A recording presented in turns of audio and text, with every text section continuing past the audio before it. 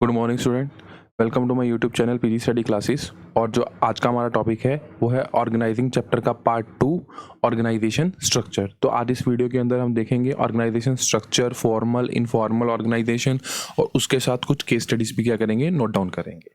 कौन किससे काम करेगा, कौन कितनी अथॉरिटी डेलीगेट करनी है, कौन किसका सुपीरियर है, कौन किसका सबऑर्डिनेट है, ये सारा कुछ हम किसके अंदर कर देते हैं? ये सारा कुछ हम करते हैं ऑर्गेनाइजेशन स्ट्रक्चर के अंदर। तो ऑर्गेनाइजेशन स्ट्रक्चर क्या होती है? ऑर्गेनाइजेशन स्ट्रक्चर जो है वो इस्टेब्लिश करती है relationship between all the individual working in the organisation. Yes, एक ऐसी स्ट्रक्चर बना देते हैं जिसमें सभी लोग जो हैं वो एक दूसरे से क्या होते हैं, कोऑर्डिनेट होते हैं। आप स्कूल देख लो, आप स्कूल की अगर बात करें तो स्कूल क्या है, सभी लोग एक दूसरे से कोऑर्डिनेट है। प्रिंसिपल के आगे वाइस प्रिंसिपल्स, ठीक है ना, फिर कोऑर्डिनेटर्स, फिर टीचर्स, फिर स्टूडेंट्स। तो स्टूडेंट को प्रॉब्लम हुई वो टीचर, तो ये क्या बना दिया, एक स्ट्रक्चर है। ये स्कूल की क्या है, एक स्ट्रक्चर है। तो ये स्ट्रक्चर हर इंडिविजुअल को पता है कि उसको किसके साथ जाके बात करनी है और किस पर्टिकुलर लेवल पे जाके बात करनी है। ऐसे ऑर्गेनाइजेशन के अंदर हमने बड़ी बड़ी ऑर्गेनाइजेशन के अंदर देखा है कि अगर सेल्स कम हो रही है तो सेल्स डिपार्टमेंट में जाओ, फाइनेंस की कोई दिक्कत है तो फाइनेंस डिपार्टमेंट के अंदर जाओ, मार्केटिंग की कोई दिक्कत है, चीजें बिक नहीं रही है तो मार्केटिंग डिपार्टमेंट के पास जाओ, ठीक है ना। और अगर बोले कि कॉस्ट बहुत ज्यादा पड़ रही है तो परचेज डिपार्टमेंट के पास जाओ। तो सभी इंडिविजुअल को पता है कि वो किस डिपार्टमेंट में काम कर रहा है, किसके साथ उसको। तो दैट इज, ये हमें क्या बनानी पड़ती है, एक स्ट्रक्चर तैयार करनी पड़ती है। ये बनी बनाई स्ट्रक्चर नहीं मिलती हमें, ये स्ट्रक्चर तैयार करनी पड़ती है किसको, मैनेजर्स को। तो that is called organisation is a second function of management, कि मैनेजमेंट क्या करेगी, इस प्रॉपर स्ट्रक्चर को बनाएगी कि कौन क्या किस डिपार्टमेंट में फिट होगा, अकॉर्डिंग टू लोगों की स्पेशलाइजेशन उनको उस डिपार्टमेंट में फिट किया जाएगा, उनको उनके काम बताए जाएंगे, उनकी रिस्पॉन्सिबिलिटी की जाएगी।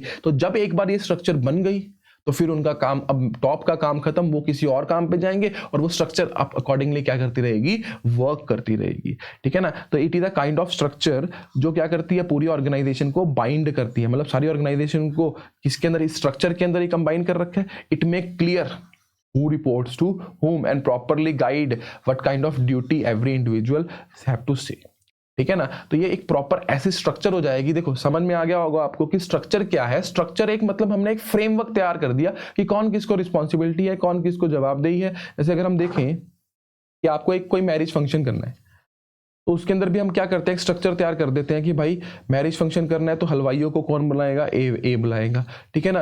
और जो पैलेस बुक कौन करेगा, बी करेगा, ठीक है। रिश्तेदारों को अपना होटल में कौन लेकर जाएगा, सी लेकर जाएगा। और सारे जो घर के अंदर मेहमान आएंगे उनको कौन डील करेगा, डी डील करेगा। तो एक स्ट्रक्चर बना दी, किसने बना दी, फैमिली के हेड ने बना दी। तो सभी को सबका काम पता है, वो अपने हिसाब से क्या करेंगे, काम करेंगे। That is called a structure. और ये स्ट्रक्चर बनानी पड़ती है, बनी बनाई नहीं मिलती, तभी हम इसको सेकेंड फंक्शन ऑफ क्या बोलते हैं, मैनेजमेंट बोलते हैं। और ये स्ट्रक्चर किसके हिसाब से डिपेंड करती है, ये स्ट्रक्चर डिपेंड करती है बच्चे हमारी स्पैन ऑफ मैनेजमेंट के ऊपर। ये स्ट्रक्चर किसके ऊपर डिपेंड करेगी, स्पैन ऑफ मैनेजमेंट जो है वो हमारी स्ट्रक्चर के ऊपर, हमारी स्ट्रक्चर जो है वो स्पैन ऑफ मैनेजमेंट के ऊपर डिपेंड करेगी। अभी स्पैन ऑफ मैनेजमेंट क्या होता है, स्पैन ऑफ मैनेजमेंट का मतलब होता है कि how much subordinate a superior can handle और एफिशिएंटली मैनेज। मतलब एक जो मैनेजर है वो कितने सबऑर्डिनेट्स को हैंडल कर सकते हैं, मतलब उसका स्पैन, उसकी रेंज क्या है मैनेजमेंट की, और कितनी वो अच्छे से कर लेगा। जैसे अगर हम बोलें कि एक ए मैनेजर है, वो कितने 10, 20, 30 कितने इंप्लॉइज को एफिशिएंटली क्या कर सकता है, सेटल्ड कर सकता है, मैनेज कर सकता है। तो इसी हिसाब से हमें क्या करनी पड़ेगी, ऑर्गेनाइजेशन स्ट्रक्चर बनानी पड़ेगी। लेट्स से अगर कंपनी के अंदर 100 इंप्लॉइज हैं और हमने देखा कि स्पैन ऑफ मैनेजमेंट मतलब एक जो मैनेजर है वो कितने लोगों को एफिशिएंटली मैनेज कर सकता है, 10 को कर सकता है। तो हमें कितने डिपार्टमेंट्स बनाने पड़ेंगे, 10, यानी कि हर 10 लोगों के ऊपर एक मैनेजर को क्या करना पड़ेगा, सेट करना पड़ेगा। फिर उन 10 के ऊपर एक मैनेजर को सेट करना पड़ेगा, ठीक है ना। तो that is our organising structure. और ये किसके ऊपर डिपेंड करती है, स्पैन ऑफ मैनेजमेंट के ऊपर। तो अगर आप सोचो कि अगर आपका स्पैन ऑफ मैनेजमेंट क्या है, नैरो है। अब नैरो स्पैन ऑफ मैनेजमेंट का मतलब क्या होता है कि एक जो मैनेजर है वो कुछ कम लोगों को क्या कर सकता है, मैनेज कर सकता है। जैसे कंपनी के अंदर मान लो 500 लोग थे और एक जो मैनेजर है वो बेसिकली सिर्फ 10 लोगों को ही मैनेज करना पड़ता है। तो कितनी बड़ी स्ट्रक्चर बन जाएगी हमारी, ठीक है ना। कितनी बड़ी स्ट्रक्चर बनती जाएगी हमारी आगे, कि आगे फिर हम इसको डिपार्टमेंट बांटेंगे, फिर ये आगे अपने अंदर 2 बंदे रखेगा जो आगे 10-10 को लोग करेंगे, वो 10 आगे मानेंगे, ठीक है ना। तो जैसे स्पैन ऑफ मैनेजमेंट क्या हो, नैरो हो। नैरो मतलब क्या हो, जब मैनेजर कम लोगों को मैनेज कर सकता हो तो हमारी जो स्ट्रक्चर बनेगी वो क्या बनेगी, टॉल बनेगी, लंबी स्ट्रक्चर बनेगी हमारी, क्योंकि ज्यादा मैनेजर्स की जरूरत पड़ेगी हमें वर्क को करने के लिए। बट अगर मैनेजमेंट क्या हो, वाइड हो, मतलब एक मैनेजर जो है वो कम से कम 50 को या 100 लोगों को क्या कर सकता है, बहुत इजीली मैनेज कर सकता है, तो क्या हमारी स्ट्रक्चर इतनी बड़ी बनेगी? नहीं। तो हमारी स्ट्रक्चर क्या होगी, फ्लैट होगी, बिकॉज हमें कम मैनेजर चाहिए। बट जो हमारी स्ट्रक्चर बनेगी वो बनेगी बहुत ज़्यादा कॉम्प्लेक्स। अब आप सोच के देखो, एक मैनेजर 100 लोगों को क्या कर रहा है, मैनेज कर रहा है, तो दैट इज़ अ डिफिकल्ट। तो अगर हम देखेंगे, हमने आर्मी के अंदर या पुलिस के अंदर देखा होगा, हमने आर्मी के अंदर और पुलिस के अंदर हमने एक चीज़ देखी है कि उनकी भी एक क्या होती है, प्रॉपर स्ट्रक्चर क्या होती है, डिसाइडेड होती है। जैसे हम देखें कि आर्मी की स्ट्रक्चर कैसे होती है, एक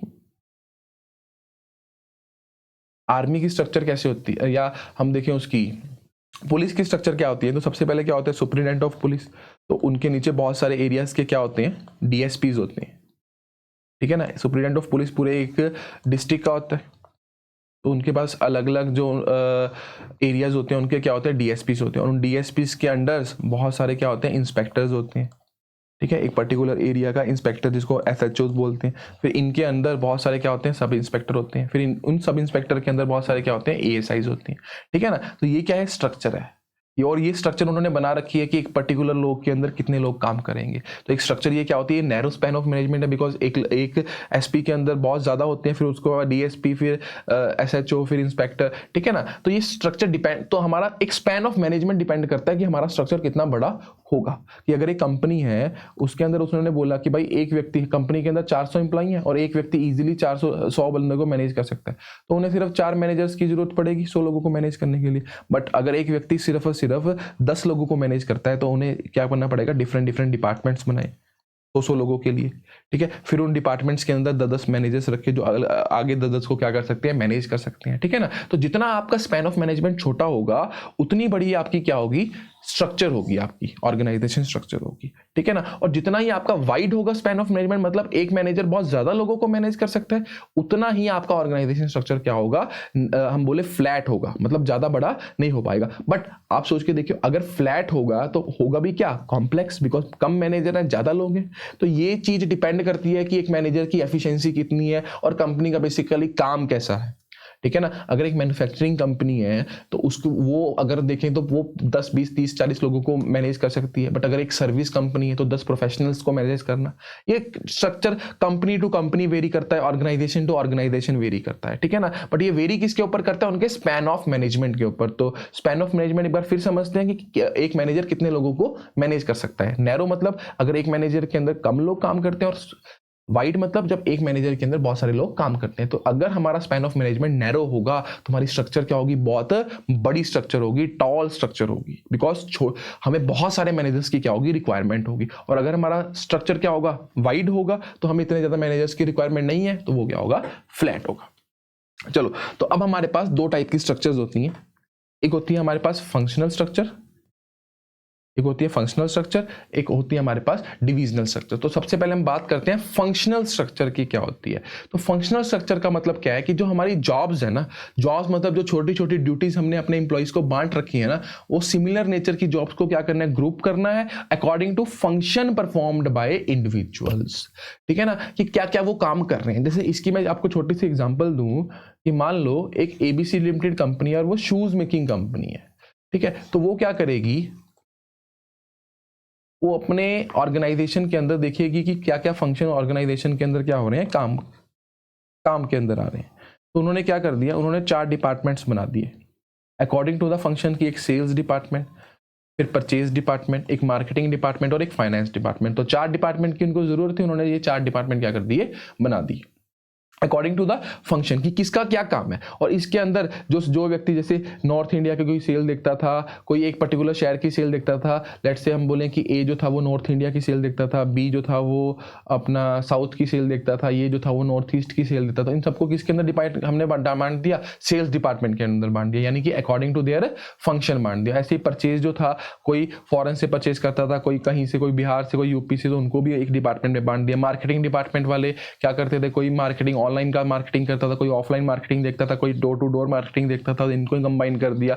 और फाइनेंस वाले कौन पैसा लेकर आएगा, उसको कैसे यूटिलाइज करना है, कैसे खर्च करना है, कैसे ऑप्टिमम, तो इन सभी को क्या किया, फंक्शन के अकॉर्डिंग, उनके काम के अकॉर्डिंग बांट दिया। तो that is called functional structure, कि काम के अकॉर्डिंग ग्रुप जॉब्स को क्या करना, ग्रुप करना, इकट्ठा करना और फिर उनको क्या कर देना, डिवाइड कर देना ऑर्गेनाइजेशन के अंदर। तो that is called functional structure. तो फंक्शनल स्ट्रक्चर कब सुटेबल होगी, जब हाई स्पेशलाइजेशन रिक्वायर्ड होगी और प्रोडक्ट एक लाइन का ही होगा, वन लाइन ऑफ प्रोडक्ट होगा। मतलब ये एक प्रोडक्ट के, अगर आप एक शूज बना रहे हो तो उसके लिए उसके अंदर हम इन फंक्शंस को क्या कर सकते हैं, बांट सकते हैं, ठीक है ना। फिर decentralisation of authority is required. देखो डिसेंट्रलाइजेशन करनी पड़ेगी, मतलब आपको जो पावर्स हैं वो अपने सुबॉर्डिनेट्स को देनी पड़ेंगी, तभी ये फंक्शनल स्ट्रक्चर काम करेगी। अगर एक ए मैनेजर था, जो टॉप मैनेजर था, सारा काम वो खुद करेगा तो कोई स्ट्रक्चर बनेगी, नहीं बनेगी। और काम के अकॉर्डिंग बनेगी, नहीं बनेगी। तो जब आप डिसेंट्रलाइजेशन ऑफ अथॉरिटी रिक्वायर्ड होगी तभी ये स्ट्रक्चर बन सकती है। अब हम बोलें कि लेट्स से एक डिक्टेटरशिप है, डिक्टेटरशिप है, कोई कंट्री ऐसी है जहां पर सेंट्रलाइज्ड पावर है। सेंट्रलाइज्ड पावर का मतलब क्या होता है, सारी पावर टॉप मैनेजमेंट के हाथ में है। तो कोई वो ऐसी स्ट्रक्चर बनाएंगे, नहीं बनाएंगे, ठीक है ना। तो ये फंक्शनल स्ट्रक्चर कब बनेगी, जब पावर्स क्या कर सकते हैं, अथॉरिटीज क्या कर सकते हैं, हम डिसेंट्रलाइजेशन कर सकते हैं अथॉरिटी की, ठीक है ना। तो इसे एग्जांपल देखिए हम क्या है, परचेज, मार्केटिंग, फाइनेंस और फाइनेंस डिपार्टमेंट्स। तो हम क्या करते हैं, एक ऑर्गेनाइजेशन के अंदर डिफरेंट डिपार्टमेंट्स में क्या कर देते हैं, उस ऑर्गेनाइजेशन को बांट देते हैं। तो that is called functional structure, मतलब काम के अकॉर्डिंग उनको क्या कर देना, बांट देना, उनकी स्पेशलाइजेशन के अकॉर्डिंग बांट देना। तो इनके फायदे क्या मिलेंगे, स्पेशलाइजेशन होगी या इस कंपनी को बेनिफिट मिलेगा स्पेशलाइजेशन का। लोग सेल्स डिपार्टमेंट वाला एक पर्टिकुलर एरिया की सेल दिख रहे हैं तो वो उसमें क्या हो जाएगा, मास्टर हो जाएगा। फाइनेंस वाला कैसे फाइनेंस को कम कर रहे हैं तो उसमें मास्टर हो जाएगा। तो इसका फायदा किसको मिलेगा, कंपनी को मिलेगा। एफिशिएंसी बढ़ेगी, नहीं बढ़ेगी, बढ़ेगी भाई, बहुत ज्यादा एफिशिएंसी बढ़ेगी कंपनी की, बिकॉज हर व्यक्ति को अपना काम है तो वो डुप्लीकेशन ऑफ वर्क नहीं करेगा। उसको अपने काम के बारे में प्रॉपर नॉलेज होगी, जिससे उसका काम बढ़ेगा, वो बहुत इजीली उसको काम को क्या कर पाएगा, कॉस्ट इफेक्टिव होगा, खर्चा बचेगा कंपनी का। क्यों, अगर उसको बहुत सारे जो वेस्टफुल एक्सपेंडिचर है, देखो खर्चा कब होता है, जब आपको उस चीज के बारे में नॉलेज नहीं होती। बट जब एक व्यक्ति, जब एक एम्प्लॉई आपका स्पेशलाइज्ड हो गया उस पर्टिकुलर काम के अंदर, तो आप क्या करोगे, आपको पता है कि उसका ये फंक्शन है, उसने फाइनेंस वाले ने अकाउंट्स की डिग्री ले रखी है और वो अकाउंट्स का काम अच्छे से जान सकता है, तो भाई वो आप उस पैसे को वेस्ट क्यों करेगा, उसको पता है कि उसको क्या काम करना है, तो कॉस्ट इफेक्टिव होगा। आप कंट्रोल बहुत अच्छे से कर सकते हो, कोऑर्डिनेशन सारे डिपार्टमेंट्स में क्या रहेगा, बढ़िया तरीके से रहेगा, बिकॉज हर डिपार्टमेंट अपने हिसाब से काम कर रहा है और जो टॉप वाला बंदा है वो हर डिपार्टमेंट के हेड से पूछेगा, तो प्रॉपर कोऑर्डिनेशन रहेगा, किसी में मतलब कंफ्यूजन नहीं होगी। और इंप्लॉइज क्या लग सकते हैं, अच्छे से ट्रेनिंग ले पाएंगे इंप्लॉइज। क्यों करेंगे, अगर हमने कोई सेल्स में व्यक्ति और इंट्रोड्यूस करना है तो सेल्स डिपार्टमेंट में डाल देंगे, जिससे क्या होगा, उसके फंक्शन, जो फंक्शन के अकॉर्डिंग वो सारा काम सीख रहा होगा सेल्स वाला, तो उससे क्या होगा, उसकी ट्रेनिंग भी हो जाएगी और वो काम भी अच्छा कर पाएगा। बट इसका नुकसान क्या होता है, इग्नोरेंस ऑफ ओवरऑल ऑब्जेक्टिव होने। ये कैसे इग्नोर करते हैं, देखो आपने कंपनी को 4 फंक्शंस में बांट दिया, सेल्स को सेल्स के टारगेट दे दिए, परचेज को परचेज के, मार्केटिंग को मार्केटिंग के और फाइनेंस को। तो सेल्स वाला क्या बोलेगा, भाई मैं अपना टारगेट पूरा कर रहा हूं, मेरे को कंपनी के ऑब्जेक्टिव से कोई मतलब नहीं है, तो वो अपना सेल्फ आ जाएगा उनका। तो that is called ignorance of overall objective. उन्हें ये नहीं पता कि हमें ओवरऑल ऑब्जेक्टिव क्या करना है। लेट्स से अगर हम बोले कि ओवरऑल ऑब्जेक्टिव क्या था कंपनी का, 50% सेल्स को इंक्रीज करना, ठीक है ना। अभी सेल्स डिपार्टमेंट क्या करेगा, और 50% सेल्स को कैसे इंक्रीज करना, मतलब ऑर्गेनिकली, मतलब प्रॉपरली इंक्रीज करना, मतलब कस्टमर भी क्या हो, जुड़े कंपनी के साथ। बट अभी सेल्स डिपार्टमेंट ने क्या किया, उन्होंने बोला कि हमें, हर व्यक्ति बोलेगा कि भाई हमें तो इतना टारगेट दिया गया था पर्टिकुलर एरिया का, हमने अपना टारगेट क्या कर दिया, सेट कर दिया। अभी ओवरऑल ऑब्जेक्टिव क्या था कंपनी का, कि भाई कस्टमर रिटेंशन भी लेनी है, बट उन्होंने कस्टमर रिटेंशन के ऊपर ध्यान ही नहीं दिया, उन्होंने बस क्या कर दिया, सेल्स कर दी। तो उन्होंने उनका जो टारगेट था उन्होंने अपने हिसाब से तो उसको क्या कर दिया, अचीव कर दिया, बट पूरी की पूरी कंपनी का, ऑर्गेनाइजेशन का ऑब्जेक्टिव वो अचीव कर पाए, नहीं कर पाए। तो ये इसकी क्या होगी, डिसएडवांटेज होगी।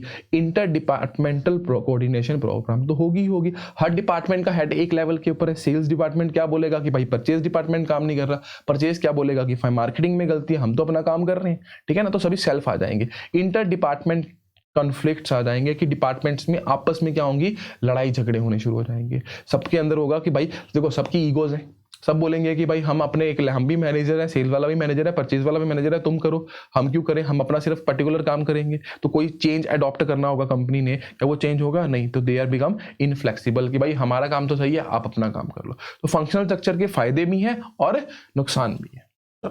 उसके बाद हमारे पास कौन से स्ट्रक्चर है, उसके बाद है हमारे पास डिवीजनल स्ट्रक्चर। तो डिवीजनल स्ट्रक्चर का मतलब क्या होता है कि जब हम ऑर्गेनाइजेशन को क्या कर देंगे, डिवीजन्स में बांट देंगे। तो ये किस ऑर्गेनाइजेशन के लिए सूटेबल है, ये उस ऑर्गेनाइजेशन के लिए सूटेबल है जिसके अंदर एक से ज्यादा प्रोडक्ट क्या करते हैं, बनते हैं।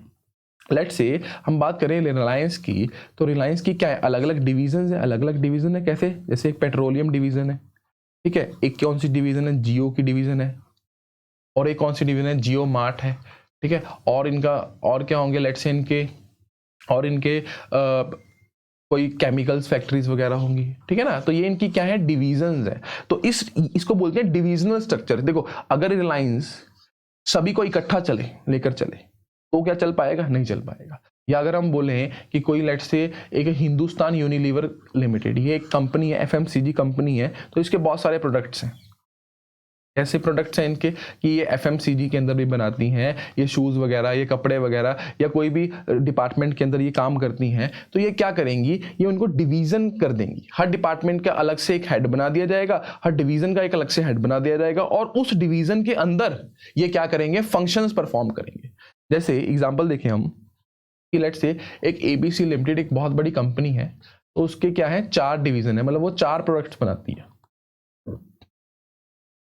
एक बनाती है वो कॉस्मेटिक, ठीक है, एक बनाती है वो सोप, एक वो मेडिसिन भी बनाती है, और एक वो टेक्सटाइल के अंदर भी क्या करती है, काम करती है। तो ये अब क्या किया, ये कौन सी स्ट्रक्चर बनाई, ये बनाई डिविजनल स्ट्रक्चर, कि उन्होंने काम को प्रोडक्ट के हिसाब से क्या कर दिया, बांट दिया। अब ये डिविजन्स कर दी काम की, ठीक है ना। अब इस डिवीजन के अंदर उन्होंने क्या कर दिया, हर डिवीजन को अकॉर्डिंग टू फंक्शन क्या कर दिया, बांट दिया। यानी कि हम बोलें कि जो कॉस्मेटिक था, कॉस्मेटिक को भी उन्होंने किस में बांट दिया, सेल्स, परचेज, फाइनेंस। सोप को भी सेल, परचेज, फाइनेंस, मार्केटिंग। अपना मेडिसिन को भी सेल्स, परचेज, फाइनेंस, और टेक्सटाइल को भी सेल्स, परचेज, फाइनेंस के अंदर क्या कर दिया, बांट दिया।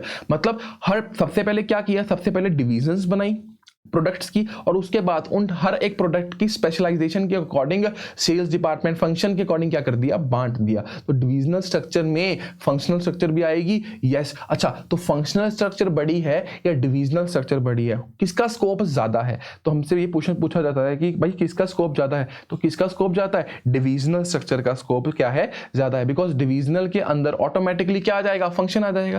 कैसे आया फंक्शन, कि सबसे पहले हमने क्या किया, उन प्रोडक्ट्स को अलग अलग डिविजन्स में, छोटी छोटी यूनिट्स में क्या कर दिया, बांट दिया। कि मेडिसिन अलग डिपार्टमेंट है, ठीक है, कॉस्मेटिक अलग डिपार्टमेंट है, या अपना जो टूथपेस्ट होगा वो अलग से डिवीजन होगा। ये सारी डिविजन्स कर दी हमने, और हर डिवीजन के अलग से फंक्शंस तैयार कर दिए कि भाई टूथपेस्ट का परचेज डिपार्टमेंट, सेल डिपार्टमेंट, ठीक है, मार्केटिंग डिपार्टमेंट, फाइनेंस डिपार्टमेंट। तो that is called a divisional structure, जब हम उस पर्टिकुलर ऑर्गेनाइजेशन को उसके प्रोडक्ट के हिसाब से बांटते हैं, ना कि फंक्शन के हिसाब से बांटते हैं। तो पहले प्रोडक्ट के हिसाब से बांटेंगे, फर्स्ट कैसे बांटेंगे डिविजनल स्ट्रक्चर में, प्रोडक्ट के हिसाब से। उसके बाद हर प्रोडक्ट को अलग से किस में बांट देंगे, फंक्शनल स्ट्रक्चर में बांट देंगे, ठीक है ना। तो that is called a divisional structure. तो it is required when the organisation has more than one category of product, मतलब एक से ज्यादा प्रोडक्ट हो, और each division is multi functional, like production department, purchase department, marketing department, ठीक है ना। तो हर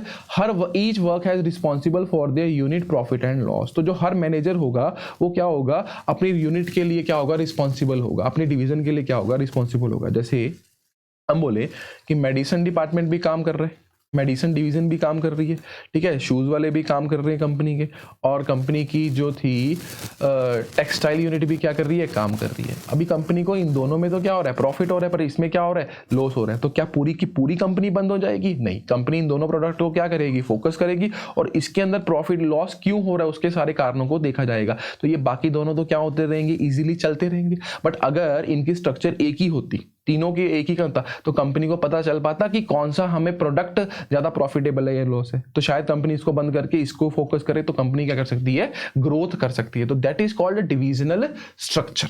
तो पहले डिविजन्स में बांटेंगे, फिर हर डिपार्टमेंट, हर डिवीजन को उसके पर्टिकुलर डिपार्टमेंट में क्या कर देंगे, डिस्ट्रीब्यूट कर देंगे। तो अगर हम इसकी एग्जांपल देखें, तो एग्जांपल क्या है, organisation producing textile, soap, medicine etcetera, ठीक है ना। तो that is called divisional structure. तो इसका फायदा क्या है भाई, इसका सबसे बड़ा फायदा क्या है, प्रोडक्ट स्पेशलाइजेशन मिलेगी। यानी कि अगर कोई मैनेजर कॉस्मेटिक के काम करके है, तो प्रोडक्ट, हर प्रोडक्ट में स्पेशलाइज हो जाएंगे। जैसे जियो ने अब क्या कर लिया, जियो का मार्ट अलग से चल रहा है, बहुत बढ़िया चल रहा है। उसका जियो जो कम्युनिकेशन है, वो जो सिम्स हैं वो बहुत अच्छे बिक रहे हैं। ठीक है ना, पेट्रोलियम उनका अलग से चल रहा है, तो स्पेशलाइजेशन आ जाएगी, इजी टू फिक्स अकाउंटेबिलिटी। आप अकाउंटेबिलिटी फिक्स कर सकते हो कि भाई जियो से प्रॉफिट नहीं आ रहा, या जियो मार्ट से प्रॉफिट नहीं आ रहा, या पेट्रोलियम से प्रॉफिट नहीं आ रहा, तो ये तो नहीं है कि पूरी ऑर्गेनाइजेशन को बंद करना पड़ेगा आपको, नहीं, आप एक पर्टिकुलर डिपार्टमेंट को या पर्टिकुलर डिवीजन को पकड़ सके आप देख सकते हो कि फिर उसके अंदर देख सकते हो कि किस डिपार्टमेंट में दिक्कत आ रही है, क्या कॉस्ट ज्यादा आ रही है, तो इससे क्या होगा, आपको अकाउंटेबिलिटी फिक्स करना। अगर आप सब कुछ इकट्ठा करते हो तो पता ही नहीं चलेगा, अभी जियो वाला क्या बोलेगा, जी हम तो काम कर रहे हैं, हमारी सेल्स इतनी आ रही है, बट आप उसको डिविजन्स में बांट दोगे ना, तो अकाउंटेबिलिटी, जवाबदेही फिक्स करना क्या हो जाएगा, पॉसिबल हो जाएगा कि भाई किस कंपनी की या किस डिवीजन की प्रॉफिटेबिलिटी जो है वो कम आ रही है, तो उस मैनेजर की, उसके हेड की क्या कर सकते हैं हम, अकाउंटेबिलिटी फिक्स कर सकते हैं। और इट इज अ फ्लेक्सिबल, देखो फ्लेक्सिबल क्या होता है, चेंजेबल होता है। आप लेट्स से अगर आपको कोई भी किसी प्रकार के चेंजेस करने हैं इन डिपार्टमेंट्स, इन डिवीजन्स के अंदर, तो आप क्या कर सकते हो, बहुत इजीली इंट्रोड्यूस कर सकते हो। लेट्स से अगर आपको एक, हम बोलें कि पेट्रोल की कॉस्ट बढ़ गई, पीछे से पेट्रोल महंगा हो गया, तो जियो और जियो मार्ट को तो कोई दिक्कत नहीं होगी ना, जियो की होगा तो वो फ्लेक्सिबल है, वो चेंजेस क्या कर सकते हैं, उस डिपार्टमेंट के मैनेजर को बोल के उसमें चेंजेस करा सकते हैं। और डिवीजन स्ट्रक्चर आपको क्या करने में मदद करेगी, एक्सपेंशन। देखो अगर आप डिवीजन नहीं करोगे तो आपकी कंपनी ग्रोथ नहीं कर सकती। एक कंपनी को अगर अपने आप को एक्सपैंड करना है, हर प्रोडक्ट के अंदर आना है, जैसे आपने देखा होगा टाटा है, तो टाटा का क्या आता है, टाटा का सॉल्ट भी आता है, टाटा की गाड़ियां भी आती हैं, टाटा के कंज्यूमर प्रोडक्ट्स भी आते हैं, टाटा की क्रीम्स भी आती हैं, ये सब कुछ है, ठीक है ना। तो टाटा ने क्या किया, एक्सपैंड किया। एक्सपैंड कैसे किया, उसने हर डिवीजन को क्या कर दिया, अपने पूरी ऑर्गेनाइजेशन को डिविजन्स में बांट दिया। तो टाटा की जो सबसे बड़ी फर्म है वो है टाटा कंसल्टेंसी फर्म, TCS, एक IT फर्म है, ठीक है ना। तो इसका अलग से एक डिवीजन है, इसका अलग से एक हेड है। टाटा की जो टाटा मोटर्स है वो अलग से हेड है, टाटा के जो कंज्यूमर प्रोडक्ट है उसका अलग से हेड है, ठीक है ना। तो एक्सपेंशन हो रही है, कंपनी अब क्या कर रही है, ग्रोथ कर रही है। अब टाटा ईवी में आना है तो उन्होंने एक डिवीजन बनाई, ईवी में आना शुरू कर दिया, इलेक्ट्रिक व्हीकल्स के अंदर।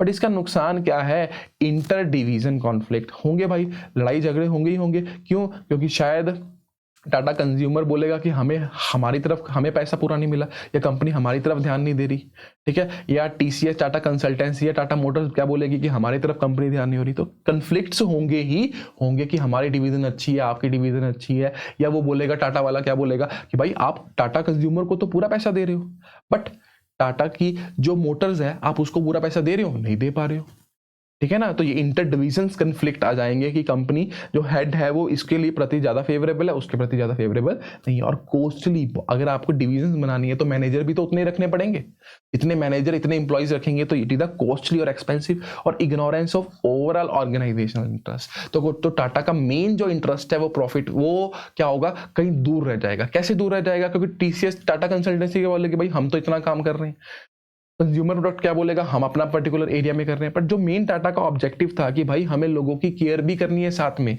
हमें लोगों को एक अच्छा कंज्यूमर एक्सपीरियंस भी देना है, ओवरऑल ऑब्जेक्टिव, वो सभी लोग अपने अपने ऑब्जेक्टिव को फुलफिल करने में लग जाएंगे। ओवरऑल उन्हें कंपनी के ऑब्जेक्टिव से कोई मतलब है नहीं, मतलब, ठीक है ना। तो that is the disadvantage of divisional structure, ठीक है ना। चलो नेक्स्ट देखते हैं हम। नेक्स्ट है हमारे पास टाइप्स ऑफ ऑर्गेनाइजेशन। तो दो टाइप की ऑर्गेनाइजेशन होती है, एक होती है हमारे पास फॉर्मल और एक होती है हमारे पास इनफॉर्मल। तो देखो फॉर्मल ऑर्गेनाइजेशन, आपको पता है फॉर्मल ऑर्गेनाइजेशन क्या होती है, हमने देखा होगा कि बहुत बड़ी बड़ी कंपनीज एक फॉर्मल रूल्स फॉलो करती हैं। ये और वो ऑर्गेनाइजेशन होती हैं जो जिसके अंदर क्लियरली डिफाइन होता है कि किसकी क्या अथॉरिटी है, कौन किससे बात करेगा, ठीक है। ये प्रॉपर मेल, ईमेल वगैरह से करेगा, डायरेक्टली आप कम्युनिकेशन नहीं कर सकते हो, रिटर्न के अंदर हर चीज चलती है। तो that is called a formal organisation, जहां पर रूल्स एंड रेगुलेशन बनाए होते हैं और हर एम्प्लॉय को उस रूल्स को फॉलो करके ही बात करनी पड़ती है। एक प्रॉपर चेन डिसाइडेड होती है। चेन क्या होती है, मतलब कि टॉप मैनेजमेंट है, मिडल है और लोअर है। तो लोअर किससे बात करेगा, मिडल से, और मिडल किससे बात करेगा, टॉप से। ऐसा नहीं होगा कि डायरेक्टली लोअर टॉप के पास चला जाएगा। एक इनका पूरा प्रोसेस है कि लोअर को अगर मिडल से बात करनी है तो ईमेल करनी पड़ेगी, प्रॉपर रूल्स एंड रेगुलेशन है। मिडल को बात करनी है तो उनसे पहले टाइम लेना पड़ेगा। ये सारा कुछ ऑर्गेनाइजेशन के अंदर होता है। ये होता है हमारा बच्चे फॉर्मल ऑर्गेनाइजेशन के अंदर। तो फॉर्मल ऑर्गेनाइजेशन कौन सी ऑर्गेनाइजेशन है, जहां पर हर व्यक्ति एक प्रॉपर रूल्स एंड रेगुलेशन के हिसाब से क्या करता है, अपना वर्क करता है। वो किसी से ऐसे नहीं कि पर्सनली जाके बात कर रहा है या खड़े है कि पर्सनली फेवरेबल है या नहीं है, नहीं, कोई फेवरेटिज्म नहीं, कोई कुछ नहीं। हर व्यक्ति को उसके काम के अकॉर्डिंग जाना जाएगा, उसकी पोजीशन के अकॉर्डिंग जाना जाएगा और उस हिसाब से वो अपनी अथॉरिटी और रिस्पॉन्सिबिलिटी सेटअप होंगी। क्लियरली एक चीज क्या होगी, डिफाइंड होगी। तो that is called formal organisation, ठीक है, तो organisation which clearly define job authority relationship in an organisation that is called formal organisation. It clearly stated, ये क्लियरली बताएगी कि who reports to whom and everyone must know his duty, perform work by following proper rules and regulation. Personal relation not value, मतलब आप late से एक lower level का manager है, ठीक है, वो टॉप को जानता है और उसको बहुत दिक्कत आ रही है, क्या वो फॉर्मल ऑर्गेनाइजेशन में टॉप से डायरेक्टली जाके बात कर लेगा? पॉसिबल ही नहीं है, क्योंकि उसके लिए एक प्रॉपर रूल्स है, उसको मिडिल के बाद जाना पड़ेगा, एक प्रॉपर स्केलर चेन क्या करनी पड़ेगी, फॉलो करनी पड़ेगी. तो that is a formal organisation. और चाहे हमारी ऑर्गेनाइजेशन फंक्शनल है चाहे डिविजनल है, ठीक है ना. जैसे अब अगर हम बात करें, अगर डिविजनल होती तो कॉस्मेटिक, मेडिसिन, टेक्सटाइल, तो इनके अलग से क्या होते, हर एक का एक डिपार्टमेंट्स होते, ठीक है ना. तो ये डिपार्टमेंट पहले, अगर इस डिपार्टमेंट के अंदर भी क्या होते हैं, लोग काम कर रहे हैं, तो अगर इन लेट से कॉस्मेटिक के सेल्स डिपार्टमेंट के अंदर एक सेल्स ऑफिसर को कोई दिक्कत आती है, वो सबसे पहले सेल्स डिपार्टमेंट के पास जाएगा, फिर वो कॉस्मेटिक वाले के पास जाएगा, फिर वो किसके पास जाएंगे, कंपनी और टोटल ऑर्गेनाइजेशन के टॉप के पास जाएंगे. तो ये एक चेन है जो इनको फॉलो करनी पड़ेगी, किसके अंदर, फॉर्मली के अंदर. डजंट मैटर ये चाहे शायद टॉप को जानता हो, डायरेक्टली जानता हो, बट ये क्या उसके पास डायरेक्टली बात कर पाएगा? नहीं. फॉर्मल ऑर्गेनाइजेशन के अंदर तो ऐसा नहीं होने वाला, ठीक है ना. तो इसके फीचर देखें तो ये किसके द्वारा डिजाइन की जाती है, it is the design by top management, क्योंकि टॉप मैनेजमेंट ही बताएगा क्या रूल्स हैं, क्या रेगुलेशन फॉलो करनी पड़ेंगी, कौन किसके साथ बात करेगा. अथॉरिटी एंड रिस्पॉन्सिबिलिटी क्या होती है, हर एक की क्लियर होती है, प्रॉपर रूल्स एंड रेगुलेशन बने होते हैं, और ऑर्गेनाइजेशन कैसे काम करेगी, स्मूथली काम करेगी, क्योंकि कोई ओवरलैपिंग नहीं होगी. किसी को ये नहीं होगा कि कोई भाई जाके फालतू की गॉसिप्स कर रहा है या किसी के साथ जाके किसी की झूठी बात कर रहे हैं. प्रॉपर ईमेल ऑफिशियल काम होगा. ये नहीं होगा कि सर हमने कल आपको ये काम बोला था और आप भूल गए. कोई भूलने वाला काम नहीं होगा, क्योंकि आपने ईमेल डाल रखी होगी, प्रॉपर क्या होंगे उसके रिकॉर्ड्स होंगे. और डिवीजन ऑफ वर्क, काम क्या होगा, प्रॉपरली डिवाइड होगा. और एडवांटेजेस क्या है हमारे पास, फिक्सेशन ऑफ रिस्पॉन्सिबिलिटी, हम फिर रिस्पॉन्सिबिलिटी फिक्स कर सकते हैं. लेट्स से अगर हम बोलें कि एक लोअर लेवल मैनेजमेंट था, उसको बहुत ज्यादा दिक्कत आ रही थी और लोअर लेवल मैनेजमेंट लगातार क्या कर रही थी, छोड़कर जा रही थी, ठीक है ना. अब ये जो दिक्कत थी ये किसको बताई गई, मिडिल को बताई गई, बट मिडिल ने आगे किसको, टॉप को कम्युनिकेट नहीं किया. तो जब टॉप को पता चला कि भाई लोअर लेवल लगातार छोड़कर जा रहा है, तो वो रिस्पॉन्सिबिलिटी किसकी फिक्स कर सकती है, मिडिल की फिक्स तो कर सकते हैं, क्योंकि लोअर ने प्रॉपरली चैनल से फॉलो किया था, बट मिडिल ने आगे उनको क्या नहीं किया, कम्युनिकेट नहीं किया, ठीक है. तो रिस्पॉन्सिबिलिटी क्या हो सकती है, फिक्स हो सकती है. यूनिटी ऑफ कमांड, कि भाई एक प्रॉपर, जैसे टॉप ने कमांड दी, ऐसा नहीं है कि 10 बंदे आके या 20 बंदे आके कमांड दे, सबको पता है कौन किसकी बात सुनेगा. तो टॉप ने दी मिडिल को, मिडिल ने दी किसको, लोअर को, लोअर ने दी अपने वर्कर्स को दी, ठीक है ना. तो एक यूनिटी ऑफ कमांड फॉलो करेंगे इसके अंदर. ऑर्गेनाइजेशन में क्या रहेगी, स्टेबिलिटी रहेगी. हेल्प्स इन अचीव गोल्स, कि उनके जो गोल्स हैं वो इजीली क्या हो जाएंगे, अचीव हो, क्योंकि सबको क्लियरली पता है क्या किसकी रिस्पॉन्सिबिलिटी, और हर व्यक्ति अपनी स्पेशलाइजेशन के अंदर क्या कर रहा है, काम कर रहा है, और डुप्लीकेशन ऑफ वर्क होगा नहीं होगा. बट नुकसान क्या है भाई, रिजल्ट डिले होगा. अब डिले कैसे होगा, अगर लोअर लेवल को कोई दिक्कत आ गई, कोई परेशानी आ गई, सबसे पहले उसको किसके पास जाना पड़ेगा, मिडिल के पास. मिडिल वाला सब उस परेशानी को हल करने की कोशिश करेगा, नहीं हुई तो किसके पास जाना पड़ेगा, टॉप के पास, कॉस्मेटिक के पास. कॉस्मेटिक से नहीं हुई तो किसके पास जाना पड़ेगा, टॉप. तो काम डिले होगा कि नहीं होगा, होगा भाई.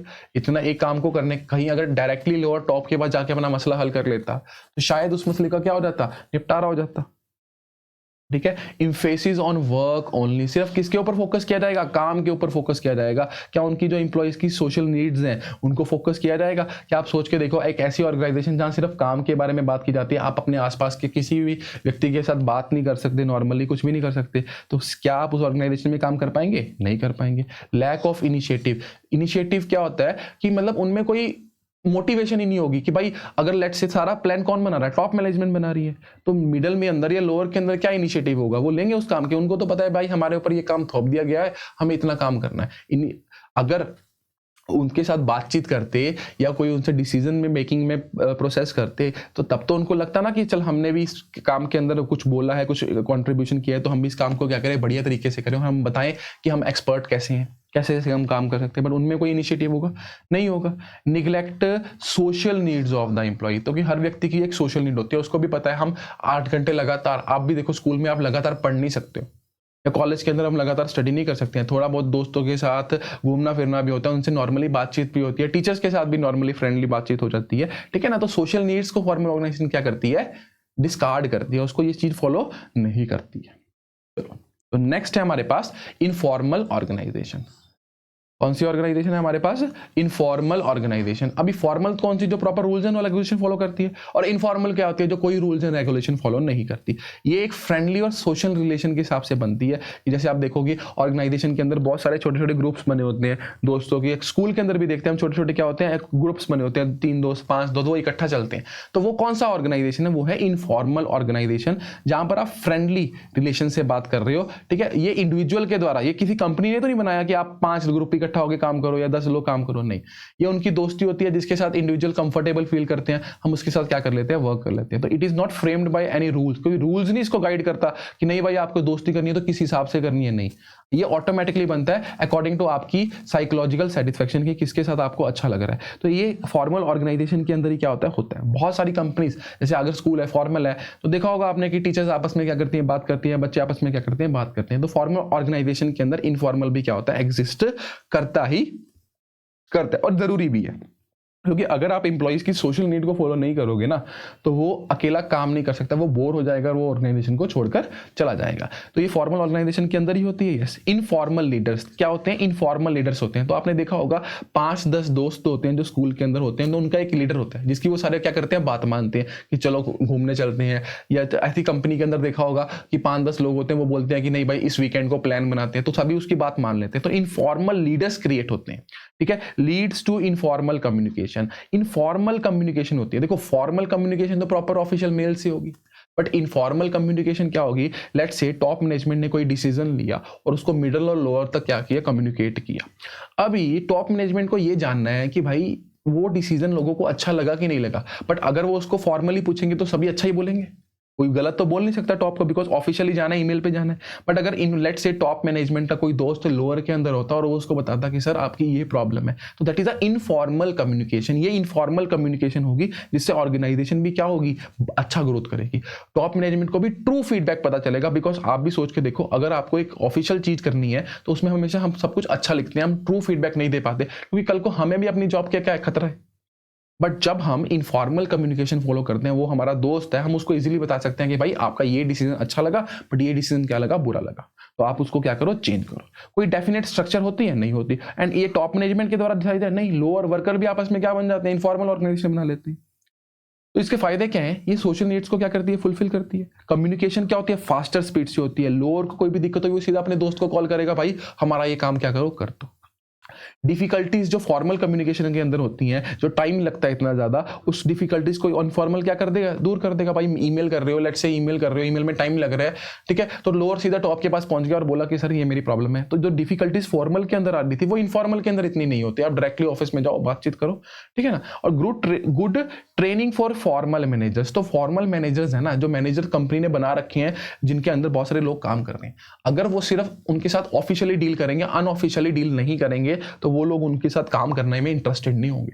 आप भी देखा होगा, अगर आपके क्लास का टीचर जो है आपको सिर्फ पढ़ाता ही रहे और आपसे मतलब फ्रेंडली बात ना करे या नॉर्मली छोटी मोटी बातें ना करे, तो आप भी कब तक बढ़ते रहोगे? आप भी बोलोगे कि ये टीचर अच्छा नहीं है। तो फ्रेंडली टॉक, तो इसके लिए उनकी ट्रेनिंग भी अच्छी हो जाती है और उनको पता चल जाता है कि भाई इंप्लॉइज की नीड्स क्या है, तो उस हिसाब से वो काम कर सकते हैं।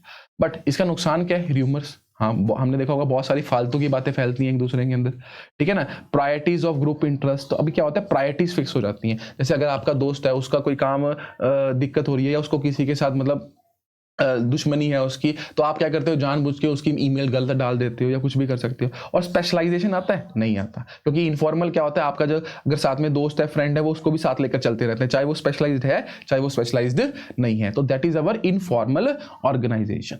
चलो, तो इसके बाद हमारे पास एक छोटी सी केस स्टडी है, फिर उसके बाद हम इस वीडियो को खत्म करेंगे। केस स्टडी क्या है कि Uranus limited is a company dealing metal products. The work is mainly divided into functions including production, marketing, finance, this type of organization structure। तो उन्होंने बेसिकली क्या किया? डिविजन्स तो नहीं करी, उनका एक ही काम था मेटल बनाना, और उसको उन्होंने फंक्शंस के अकॉर्डिंग बांट दिया। तो कौन सी स्ट्रक्चर है भाई? ये है फंक्शनल स्ट्रक्चर। तो अभी Ketan has recently joined financial service company. During meeting, general manager proposed some changes. Ketan personally liked that changes. मतलब जनरल मैनेजर ने उनको बोला कि कुछ चेंज करने और केतन को वो चेंजेस अच्छे लगे, but due to pressure from his colleague, मतलब उनके जो कुलीग, उसके जो दोस्त थे, उसका उनके ऊपर क्या था, प्रेशर था. He will not able to tell anything, वो कुछ भी बता नहीं सका. तो ये कौन सी और which kind of structure it is? It is the informal organisation structure. किसने उसको रोक दिया वो काम करने के लिए? उसने उसको इनफॉर्मल, जो उसके दोस्त थे उन्होंने रोक दिया. ठीक है, अदरवाइज उसको वो चीज अच्छी लगी थी, बट इनफॉर्मल ने क्या कर दिया, उसको रोक दिया. तो that is a informal organisation, जिसने उसको क्या किया, रोका. तो ये थी इसकी केस स्टडी. तो ये था हमारे पास ऑर्गेनाइजेशन का पार्ट 1. इसके बाद आएगा हमारे पास पार्ट 2.